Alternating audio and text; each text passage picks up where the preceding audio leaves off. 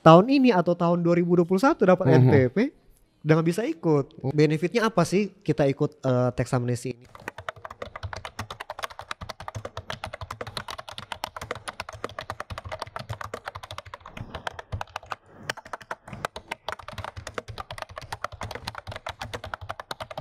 Halo teman-teman, selamat datang di Brand Advice Talk episode 18. Nah, hari ini kita mau bahas suatu topik yang menarik banget. Kita sih dulu sudah pernah bahas tentang pajak ya, tapi kali ini kita mau bahas tentang tax update. Karena kalau kita ngomongin pajak itu selalu berkembang terus, apalagi belakangan ada peraturan-peraturan baru juga. Ada yang terkait yang namanya itu HPP, nanti kita pelajarin apa itu namanya HPP, ada yang namanya PPS. Memang kalau di Indonesia ini banyak singkatan tapi nggak masalah, nanti kita akan terangkan semua ya. Nah, kita kedatangan salah seorang kolega saya, Pak Garfield Posuma. Pak Garfield, apa kabar Pak? Baik. Sehat-sehat? Sehat-sehat. Nah, ini mungkin background story sedikit ya. Jadi kita kenalnya ini dulu kebetulan Pak Garfield nih pernah join di salah satu kelas saya ya. Betul, iya betul Jadi sekali. di hukum kepailitan kebetulan saya salah satu dosen di salah satu universitas di Surabaya ya. Iya betul. Pak Garfield lagi ambil magister ya. Bentar lagi berarti ujian tesis ini Pak ya. Bulan depan Februari Waduh, ujian tesis. dalam waktu dekat ini ya. Iya betul. Wah, semoga lancar semua ya Pak ya persiapannya Amin, ya. amin. Ini Terima kasih. di sela-sela kesibukannya disempetin datang untuk syuting bareng kita ya. Iya. Nah kebetulan nih kita baru ketemu offline pertama kali juga Betul ya. sekali. Walaupun kita udah kenal hampir setahunan, kadang-kadang juga kontakan, sharing-sharing gitu Iya. ya. Dulu padahal rutin juga ketemu tiap Senin juga Iya. ya di kelas walaupun kelasnya online. Kelasnya Ini baru online. pertama kali kita ketemu secara offline untuk syuting ini ya. Nah mungkin langsung aja kita kenalan dulu ya dengan narasumber hari ini. Mungkin bisa dikenalkan sedikit Pak, latar Boleh. belakangnya Pak Garfield ini siapa sih Pak gitu. Oke, ya saya bekerja sebagai konsultan pajak. Saya anggota Ikatan Konsultan Pajak Indonesia Cabang Malang. Mulai 2017 saya mulai mengajar menjadi instruktur brevet pajak di beberapa kampus di Malang. Oke. Nah, jadi dari situ menjadi pengajar brevet pajak dan menjadi dosen luar biasa di sebuah universitas negeri di Malang juga. Wah mantap Sampai mantap. sekarang. Juga sebagai konsultan pajak, Betul. sebagai pengajar juga Betul, ya, jadi iya. praktisi dan juga akademisi ya. Iya. Agak mirip ya berarti background kita nih ya. Iya. Nah mungkin langsung aja ya Pak ya kita bahas apa sih update-update terbaru seputar dunia perpajakan yang terjadi belakangan ini ya Pak ya. Iya.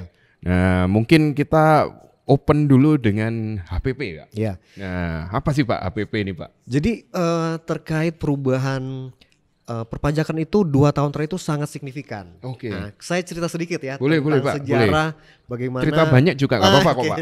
Nah, awalnya Indonesia ini punya RUU Ketentuan dan Fasilitas Perpajakan atau bisa disingkat Omnibus Law Fasilitas Perpajakan. Nah, Jadi sudah ada omnibusnya Sudah sendiri ada, ya? Oke, walaupun tapi- kita ada omnibus cipta kerja, perpajakan ini mestinya juga udah punya ada. omnibus sendiri. Oke, Jadi di baru tahu nih Omnibus Law saya. itu, Omnibus Law Perpajakan itu ada undang-undang KUP, undang-undang PPH, undang-undang PPN yang berhubungan dengan perpajakan.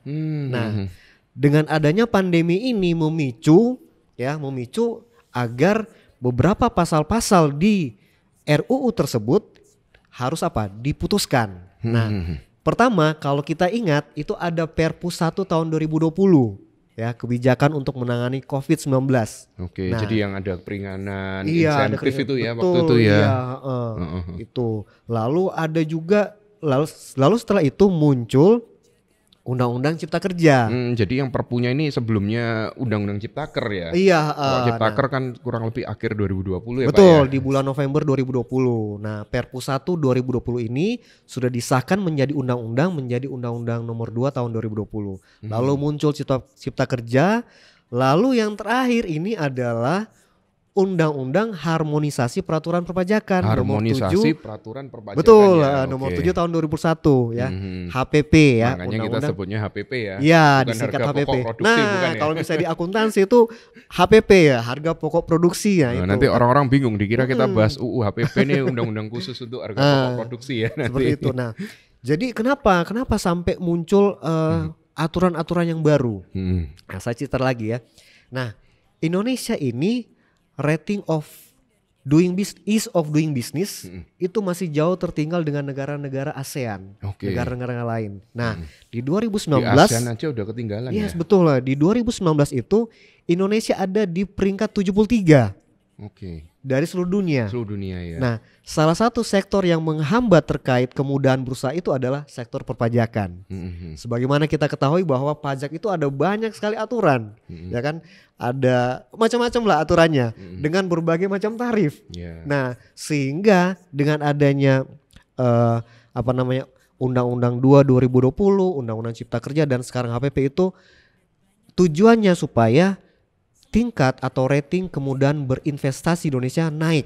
Nah, target dari Pak Presiden itu kalau tidak salah Indonesia harus masuk di 20 besar. 20 besar ya. Jadi loncat dari 70 ke 20 betul, ya. 50 peringkat.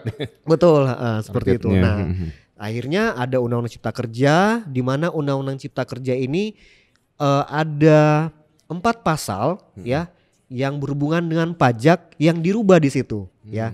Yang pertama ada Undang-Undang PPH, itu ada di pasal 111, ada Undang-Undang PPN, ada di pasal 112 Undang-Undang Cipta Kerja, ada pasal 113 Undang-Undang KUP dan ada pasal 114 Undang-Undang Pajak Daerah dan Retribusi Daerah. Tapi kita nggak akan bahas PDRD ya. Kita akan bahas di yang PPH dan PPN ya. Mungkin kita tambahin sedikit bagi teman-teman yang mungkin masih awam pajak ya. PPH itu pajak penghasilan ya. Kalau PPN pajak pertambahan nilai. Pajak pertambahan nilai. KUP siap. itu ketentuan umum dan tata cara perpajakan. KUP ya. Jadi kita belajar istilah-istilah ini banyak banget ya. Iya, banyak sekali di pajak PPH, itu banyak sekali istilah. KUP, HPP. Lanjut Pak. Oke, kembali ke pertanyaan Pak Michael tadi, apa nih yang diatur di Undang-Undang HPP, ya kan? Nah, apa aja nih Pak? Ya di Undang-Undang HPP ini undang-undang yang omnibus law juga. Jadi di Undang-Undang HPP mengatur tentang Undang-Undang KUP, mengatur tentang Undang-Undang PPH, mengatur tentang Undang-Undang Pajak Pertambahan Nilai atau PPN, dan ada di situ ada program pengungkapan sukarela. Lalu ada yang baru pajak karbon. Pajak karbon. Iya, lalu ada juga klaster untuk cukai. Nah, iya. Jadi itu dari beberapa undang-undang yang berbeda, semua dirubahnya melalui HPP ini ya. Undang-undang HPP ini. Jadi HPP ini ya bisa dibilang kayak omnibus lagi juga ya. Iya. Siap. Nah tadi mungkin Pak Garfield sempat sebut sedikit PPS ya. Jadi program pengungkapan sukarela ya. Itu nanti kita bahas juga boleh ya Pak ya. Boleh. Itu kan juga sekarang lagi hot ya, karena kita nih nanti masih dalam rangka PPS itu ya. Orang-orang biasanya bilangnya tax amnesty jilid 2 gitu ya, padahal enggak juga ya. Oke, siap. Nanti kita kembali ke PPS ya Pak ya. Bisa lanjut Pak Garfield.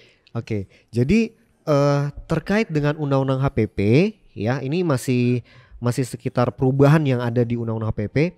Di situ dirubah adalah tax bracket untuk penghasilan kena pajak orang pribadi. Nah, yang dulu penghasilan kena pajak orang pribadi itu 0 sampai 50 juta yang tarifnya 5%. Sekarang dirubah di Undang-Undang HPP itu 0 sampai 60 juta. Lalu di lapisan yang kelima yang tarifnya 35% itu penghasilan kena pajak sampai 5 miliar. Nah, ini tujuannya untuk memajaki orang yang super kaya. Ya, jadi penghasilan kena pajak di atas 5 miliar itu tarifnya 35%. Nah, ini apa yang untuk progresifnya itu Pak ya? Iya betul, yang tarif progresif lapisan-lapisan itu. Istilahnya orang biasanya ngomong untuk progresifnya itu betul, kan ya. Iya.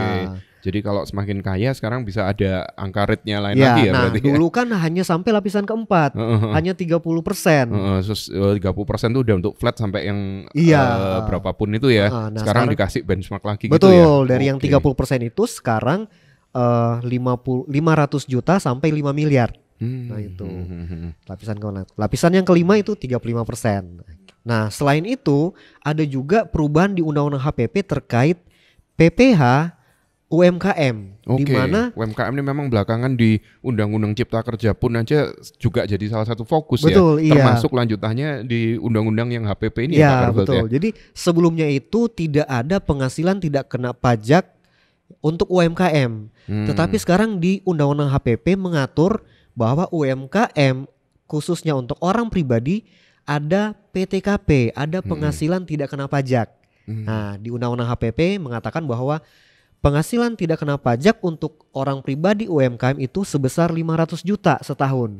Jadi kalau misalnya saya berikan contoh perhitungan, misalnya dalam setahun itu ada penghasilan 750 juta orang pribadi. Nah, dikurangilah dengan PTKP tersebut 500 juta. Jadi yang dibayar pajaknya hanya 250 juta. Nah, ini berlaku untuk UMKM, jadi mikro, kecil, menengah, semua berlaku ya? Betul. Siap. Itu. Nah, lalu ada juga terkait NIK sama dengan NPWP. Nah, ini yang kemarin ramai itu ya? Betul. Katanya mau dijadikan satu tuh ya? Iya. Jadi wah, orang ini NIK ini nanti akan dipersamakan dengan NPWP. Nah, saat ini NIK itu memang sudah digunakan pada saat kalau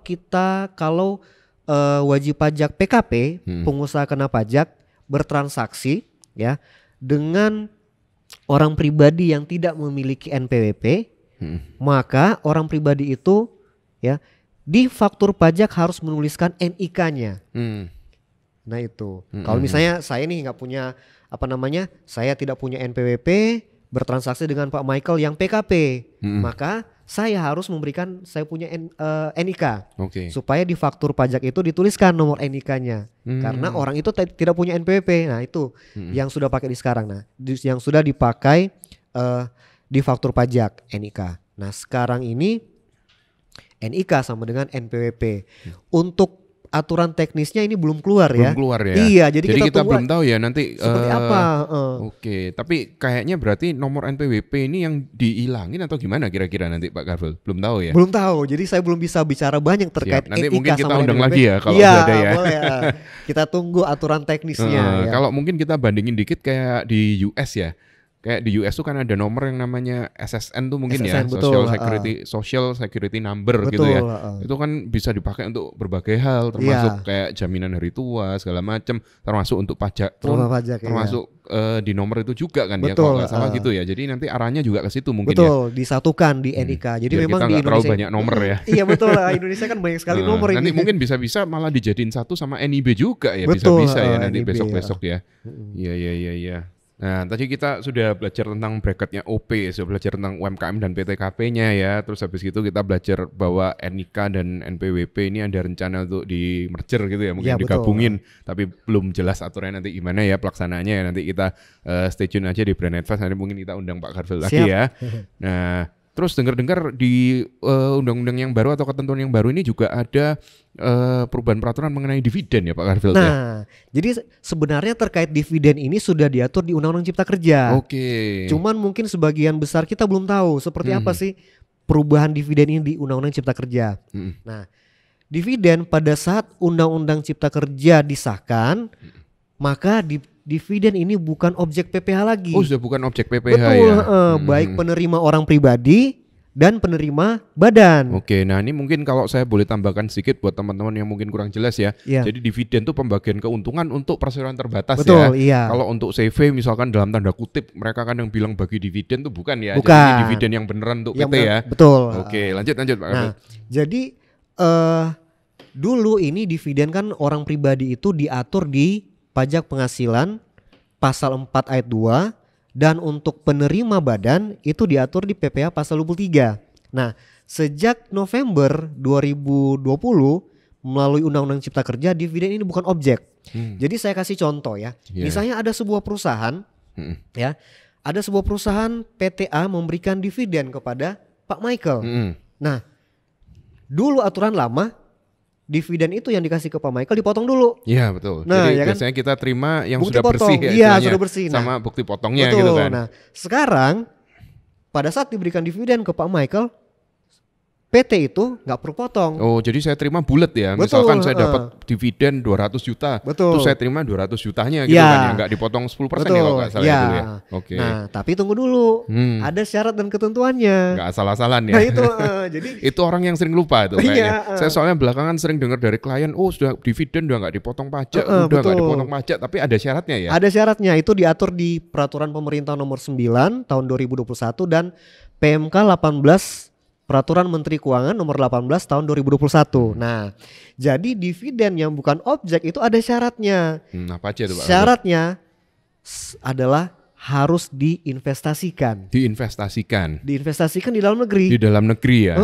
Nah, investasinya ini kalau nggak salah nggak sembarangan juga ya. Betul. Ada poin-poinnya juga ya. Diatur di PMK nomor 18 tahun 2021 tersebut. Nah, salah satunya harus diinvestasikan melalui surat berharga negara. Itu salah satu contohnya salah satunya ya. Atau obligasi atau penyetoran kepada badan usaha. Nah, seperti itu. Kalau nggak salah untuk pendanaan UMKM juga itu ya salah satunya ya. Betul. Terus kalau nggak salah ada juga yang untuk bisa dimasukkan ke bank persepsi ya kalau nggak salah istilahnya. Kalau bank persepsi itu adalah bank yang menerima pembayaran pajak. Oke. Nah, itu ada investasi melalui bank. Jadi apa kalau deposito biasa aja boleh, Pak? Boleh. Oh, boleh juga ya. Boleh juga. Pokoknya di dalam negeri ya. Dalam negeri ya. Tapi memang kalau kita baca di aturan PMK 18 ini itu harus di hold ya. Investasi itu harus di hold, jangan dipakai yang konsumtif gitu. Konsumtif ya. Memang harus diinvestasikan di bentuk-bentuk investasi sesuai dengan di Peraturan Menteri Keuangan nomor 18 tahun 2021. Oke, terus kalau nggak salah untuk dividennya itu yang kita pakai untuk investasi ada laporan berkalanya juga. Betul, ya? harus dilaporkan secara berkala. Jadi nggak sembarangan kita cuma klaim bahwa ini sudah kita investasikan, tapi kita harus laporan juga ya. Iya, betul. Oke, siap. Jadi gitu ya. Betul. Oke, nah tadi kita udah belajar masalah dividen ya, peraturannya sekarang ternyata udah berubah ya untuk PPh-nya ya. Terus dengar-dengar ada perubahan juga di peraturan mengenai PPN ya Pak ya? Iya. Pajak pertambahan nilai ya? Betul. Gimana itu Pak Garfit? Oke, jadi terkait dengan PPN ini dirubah juga di Undang-Undang Cipta Kerja dan di Undang-Undang HPP. Nah, di PPN ini perubahannya adalah penyerahan secara konsinyasi itu tidak termasuk dalam pengertian penyerahan BKP. Jadi konsinyasi ini dihapus. Mungkin bisa jelasin Pak, BKP itu apa Pak? Kalau BKP itu kan ini kan istilah PPN ya, PPN dan PPNBM itu BKP itu adalah barang kena pajak. Oke. Jadi misalnya kita membeli barang nih, nah kita membeli barang karena yang jual ini adalah pengusaha kena pajak, artinya barang yang dijual itu adalah BKP, barang kena pajak, kena PPN. Biasanya PPN besarannya kalau yang dulu 10% tuh 10%. Nah, di Undang-Undang HPP ya, ini saya ingat nih, di Undang-Undang HPP besaran tarif PPN ini akan naik Pak Michael. Naik. Nah, iya. Jadi dari 10% menjadi 12%. Oke. Menjadi 12% itu rencananya di bulan April. Bulan April 2022 ini. Oh, jadi setelah nanti masa-masa SPTN selesai itu ya? Iya. Jadi akan ada perubahan tarif dari 10% menjadi 12%. Jadi ini kalau misalkan ada teman-teman di sini yang mau belanja, misalkan mobil, rumah tuh biasanya kan kena PPN juga. Betul, ya. Nah, ini berarti mungkin bisa buru-buru ya. sebelum naik nanti. Sebelum naik tarif kelihatannya PPN-nya. 2% kelihatannya dikit ya, tapi kalau kita ngomong barang yang udah ratusan juta bahkan banyak. Miliaran, lumayan ya. Lumayan. Bisa buat beli handphone baru ya. Betul. Nah, seperti itu. Terus gimana Pak? Gimana lagi nih masalah PPN? Nah, terkait PPN ini juga dulu tidak diatur tentang, ini agak sedikit teknis yang harus butuh pemahaman ya. Kalau di PPN itu kan dikenal dengan PPN keluaran dan PPN masukan. Oke, in out-nya itu ya. Yes, pajak keluaran dan pajak masukan. Nah, aturan yang sekarang ini bagi PKP yang baru ya, misalnya ada PKP yang baru berdiri. Pengusaha kena pajak kena pajak ya. Tapi pada saat dia berdiri ini dia belum PKP. Nah, pada saat dia berdiri ini ada terima faktur pajak. Kalau yang bukan PKP, tentu faktur pajak yang dia terima atau faktur pajak pembelian tentu dia tidak bisa kreditkan. Iya, karena dia sebelum belum PKP dia statusnya ya. PKP. Nah, aturan yang sekarang pada saat dia sudah PKP walaupun tanggal faktur itu mundur dari tanggal pengukuhan PKP-nya, faktur yang dia terima sebelum dia menjadi PKP itu bisa dikreditkan. Oh, jadi bisa berlaku surut. Betul, gitu ya? sebesar 8%. Ya ini ya. Iya. Berarti menguntungkan ya buat PKP ya. Makanya di Undang-Undang Cipta Kerja itu di klaster ini namanya klaster kemudahan berusaha. Seperti itu. Jadi memang untuk mempermudah ya. Jadi walaupun dia belum PKP tapi dia sudah terima faktur, nanti kalau udah pengukuhan dia bisa kreditkan. Dia bisa kreditkan. Gitu ya. Menarik gitu. Nah, terus di ketentuan yang baru ini kalau nggak salah juga ada perubahan peraturan terkait sanksi kalau ada keterlambatan pembayaran ya Pak Garfit Ya ya? betul, Gimana itu Pak Garfit? itu dirubah di Undang-Undang Cipta Kerja. Oh yang di Ciptaker ya Cipta kalau ini ya? Kerja. Jadi dulu ya sebelum Undang-Undang Cipta Kerja disahkan, kalau wajib pajak terlambat bayar pajak, terlambat setor, itu ada sanksinya 2% per bulan. 2% per bulan. Iya, 2% per bulan. Nah, pada saat di Cipta Kerja dirubah bukan 2%, Jadi berapa lebih Pak? rendah dari 2%. Oke. Tapi ada rumusnya Pak Michael. Oke, Ya. jadi variabel ya. Iya, nah dia itu rumusnya suku bunga acuan tambah uplift factor dibagi 12. Jadi bisa dibilang kayak hasilnya bisa beda-beda ya, Bisa tergantung beda-beda tiap bulan. Iya, Karena kan tergantung pakai suku keterlambatannya bunga. berapa Betul, lama gitu ya. Oke, kalau dulu kan di flat gitu ya 2%. Di flat 2%. Nah itu Oke. terlalu berat itu. Jadi sekarang itu menggunakan suku bunga acuan tambah uplift factor dibagi 12. Nah terkait uplift factor ini ada uplift factor yang 0%, ada yang 5%, ada yang 10%, dan ada yang 15%. Nah, itu yang kesalahan yang paling tinggi itu yang 15%. Oke. Nah, itu. Jadi tergantung ya masing-masing Tergantung, orang yang nggak di-flatkan kayak dulu gitu ya. Jadi Kalaupun ini bisa istilahnya memotivasi orang untuk segera bayar juga gitu betul, ya berarti ya. Oke. Jadi kalau yang 15% ini, uplift factor yang 15% ini terkait surat ketetapan pajak kurang bayar. Nah, kalau SKPKB ini kan sudah melalui pemeriksaan. Nah, kalau kita hitung misalnya terkait dengan sanksi yang uplift factor paling tinggi ini lebih rendah dari 2% Pak Michael. Masih sekitar 1,6%-an. Nah itu yang padahal itu adalah sanksi yang paling tinggi. Oke. Jadi lebih enteng ya dari Lebih yang dulu. enteng, lebih enteng. Siap. Nah, terus terkait masalah pemudahan, masalah keringanan dari pemerintah. Ini kita bahas yang seru juga ini, Pak. Ya. Sekarang ini kan kita dalam periode yang namanya PPS ya. PPS. Atau program pengungkapan sukarela Sukarela, ya. iya. Nah, orang biasanya sebutnya itu tax amnesty Tax jilid amnesty 2. jilid 2. Tax amnesty itu dulu sekitar tahun 2016 ya. 2016. Namanya pengampunan pajak ya. Ya. Nah, ini mungkin bisa dijelasin nih apa sih PPS nih, terus gimana caranya gitu, Pak. Terus sama atau enggak ini dengan tax amnesty yang dulu pernah kita alamin gitu. Oke, jadi begini ya. Kalau di masyarakat mungkin akan kenal ini adalah PPS ini adalah tax amnesty jilid 2. Tetapi kalau kita berbicara dengan orang pajak, ini bukan tax amnesty nih. Ini adalah program pengungkapan sukarela. Tetapi kalau kita lebih teliti lagi, melalui peraturan Menteri Keuangan nomor 196 tahun 2021 yang terbit di akhir Desember kemarin, akhir tahun yang lalu, rujukan dari PMK ini merujuk ke Undang-Undang nomor 11 tahun 2016 tentang pengampunan pajak. Nah itu. Jadi termasuk di salah satu konsideransinya. Iya betul. Nah sekarang PPS ini agak berbeda. Berbeda dengan tax amnesty yang dulu. Melalui program pengungkapan sukarela ini sebelumnya kan diatur di Undang-Undang HPP. Lalu keluarlah dia punya aturan pelaksana yaitu Peraturan Menteri Keuangan nomor 166 tahun 2021. Nah PPS sekarang ini ada 2 kebijakan. Oh, 2 kebijakan ya istilahnya ya. Ada 2 kebijakan. Tadi saya sebelum mulai podcast ini saya sempat lihat di Instagramnya Pak Garfield yang Pak Garfield share tuh ya. Nah, mungkin teman-teman yang mau belajar lebih lanjut tentang pajak bisa juga follow di Instagramnya Pak Garfield ya. Nanti kita share linknya ya di sini ya.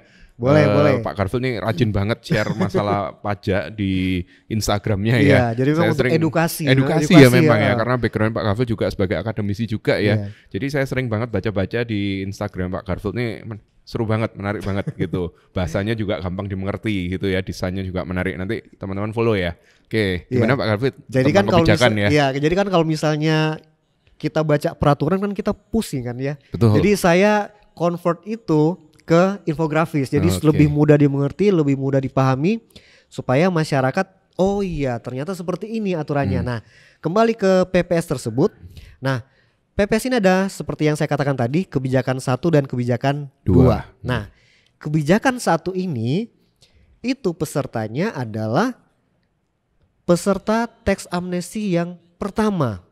Baik orang pribadi dan badan. Oh, makanya istilahnya kadang alumninya gitu ya. Alumni tax amnesty jilid 1. Nah, itu boleh ikut PPS kebijakan 1 ya. Karena gini, disebutkan kebijakan 1 dan kebijakan 2 ini ada perbedaannya. Selain perbedaan tarif, perbedaan pesertanya siapa dan harta yang dideklar tuh harta dari tahun berapa. Jadi intinya PPS ini mirip juga dengan teks amnesti yang dulu adalah untuk mendeklar harta ya Pak ya. Betul. Jadi orang kalau nganggep kadang ini pengungkapan sukarela atau pengampunan tuh bukan berarti terus ada kesalahan, ada pidana apa semua Tidak, diampuni. iya. Bukan ya? Bukan. Oke, orang kadang nganggapnya wah nanti orang yang selama ini jadi pelanggar pajak terus semua diampuni, kok Betul, enak gitu ya. Nanti nggak adil jadinya, Nggak bukan adil. gitu ya teman-teman ya. Iya. Jadi program pengungkapan sukarela ini lebih ke mengungkapkan harta-harta yang kita belum pernah ungkapkan Betul. gitu ya. Heeh. Oke. Nah, seperti yang saya jelaskan tadi ada kebijakan 1 dan kebijakan 2. Nah, kebijakan 1 ini itu adalah harta-harta yang belum sempat dilaporkan pada saat mengikuti teks amnesti jilid 1 yang dulu 2016. Jadi istilahnya kalau mau merevisi yang dulu gitu Iya, ya. Oke. ada yang kelewat hartanya. Heeh. Jadi harta yang diterima dari 1 Januari tahun 85 sampai harta 31 Desember 2015. Itu periodenya teks amnesti yang Periode, dulu ya. Itu. Jadi yang kebijakan 1 PPS ini syaratnya seperti itu. Dan harus sudah mengikuti teks amnesti yang Ya, 2016. Oke. betul. Nah, untuk yang kebijakan 2 ya, untuk kebijakan 2 itu adalah hanya untuk orang pribadi saja. Orang pribadi. Orang pribadi Kalau saja. yang kebijakan 1 boleh untuk badan berarti Badan, ya. boleh. Oke. Jadi badan dan orang pribadi ya. Betul. Kalau yang ini hanya untuk orang pribadi. Iya, yang PPS kebijakan yang sekarang 2 ini yang hanya, kebijakan 2 ya. betul, hanya untuk orang pribadi. Di mana harta yang diperoleh ya, harta yang diperoleh itu sampai dengan 31 Desember 2020. 1 Januari 2016 sampai 31 Desember 2020. Nah itu. Oke. Jadi harta yang di situ. Nah, sekarang kalau misalkan ada orang yang belum ikut teks amnesti yang 2016, terus ada harta yang belum dilaporkan tahun 85 sampai sebelum 2016 itu tadi ya, itu apa masih bisa ikut yang PPS kebijakan 2 ini Pak Kartut? Nah, kalau yang jadi ini orangnya sudah ikut teks amnesti dulu atau belum? Oh, belum. Mm-mm. Nah, berarti kalau belum dia harus ikut yang kebijakan 2. Ikut kebijakan 2 Ikut ya. kebijakan 2. Tetapi gini Pak Michael ya. Pada saat kita melakukan diskusi tanya jawab dengan DJP dan asosiasi kita, ada banyak sekali variasi pertanyaan. Nah, Wah, kayak COVID ya. iya, banyak sekali variasi pertanyaan. Inilah harta, inilah dan sebagainya. Nah, sebagai contoh mungkin pertanyaan dari Pak Michael tadi. Saya bisa bertanya kembali, Pak Michael itu orangnya sudah punya NPWP. Oke. Nah, itu. Misalkan punya. Nah, berarti kan artinya dia sudah punya NPWP kurang dari tahun 2020 sehingga dia bisa laporkan SP tahunan. Jadi syarat di kebijakan 2 ini peserta kebijakan 2 PPS ini dia harus sudah lapor SPT tahunan orang pribadi tahun 2020. Kalau belum punya NPWP, Nah, lain lagi ceritanya. nggak boleh ikut. Oh, nggak boleh ikut. Nggak bisa ikut. Kalau misalnya baru tahun ini atau tahun 2021 dapat NPWP, udah nggak bisa ikut. Oke. Seperti itu. Gitu ya. Nah, terus gimana caranya untuk ikut PPS ini Pak Garfield? Kapan periodenya? Nah, untuk ikut PPS ini tentu mungkin next time kita bisa bahas mengisi surat pernyataan harta itu. Siap. Itu ada semacam Jadi, SPT juga. jadi mengisi suratnya ini ya. Betul. Oke. Itu. Nah, periode PPS ini dari 1 Januari tahun 2022 sampai 30 Juni tahun 2022. Jadi hanya 6 bulan ini. Jadi ya kalau mau ikut PPS sesuai dengan apakah dia masuk kebijakan 1 atau masuk kebijakan 2, monggo silakan. Batasnya sampai 30 Juni 2022 ini. Nah itu. Oke, jadi nggak lama-lama banget ya. Iya, jadi abis SPT tahunan orang pribadi kan bulan Maret nih.